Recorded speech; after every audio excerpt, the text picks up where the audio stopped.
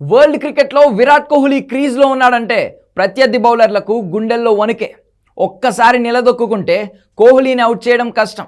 ఇక మహేంద్ర సింగ్ ధోని కూడా బ్యాటింగ్కి వచ్చాడంటే ప్రత్యర్థి బౌలర్లకు చుక్కలు కనిపిస్తాయి. బెస్ట్ ఫినిషర్గా పేరున్న ధోనికి బౌలింగ్ చేసేందుకు కూడా వరల్డ్ క్లాస్ బౌలర్లు భయపడుతూ ఉంటారు. మరి బ్యాటింగ్లో ఇంతటి తోపులుగా ఉన్న కోహ్లీ ధోని సైతం కొందరి బౌలింగ్లో ఆడేందుకు ఇబ్బంది పడ్డారంటే నమ్మక తప్పదు. ఈ విషయాన్ని వారిద్దరే స్వయంగా వెల్లడించారు.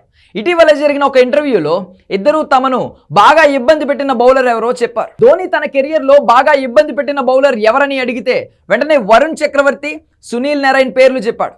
వరుణ్ చక్రవర్తి, నరైన్ బౌలింగ్ ఆడడానికి మాత్రం మహేంద్రుడు ఇప్పటికీ భయపడుతూ ఉంటాడు. వీరిద్దరూ తమ వైవిధ్యాలతో ధోనిని ఇప్పటికీ ఛాలెంజింగ్గా మార్చారు. వీరి అనూహ్య డెలివరీస్ను మిస్టర్ కూల్ ఆడడంలో విఫలమవుతున్నాడు. తడబడుతూ తరచూ బౌల్డ్ అయిన సందర్భాలు చాలానే ఉన్నాయి. మరోవైపు ప్రపంచంలో కోహ్లీపై ఆధిపత్యం చెలాయించే బౌలర్ పేరు చెప్పడం కష్టం. కానీ కోహ్లీకి team India fast bowler Jasprit Bumrah bowling ఎదుర్కోవాలంటే చాలా కష్టమట. ఈ విషయాన్ని తాజాగా కోహ్లీనే స్వయంగా చెప్పాడు.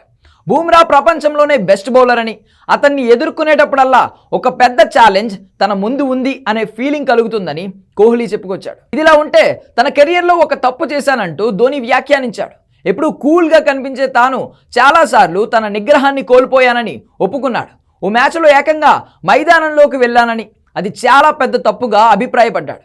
అది కాకుండా కోపం వ్యక్తం చేసిన సంఘటనలు చాలానే ఉన్నాయన్న ధోని అన్ని మ్యాచ్లు గెలవాలనే ఒత్తిడి మాపై ఉంటుందని అంగీకరించాడు.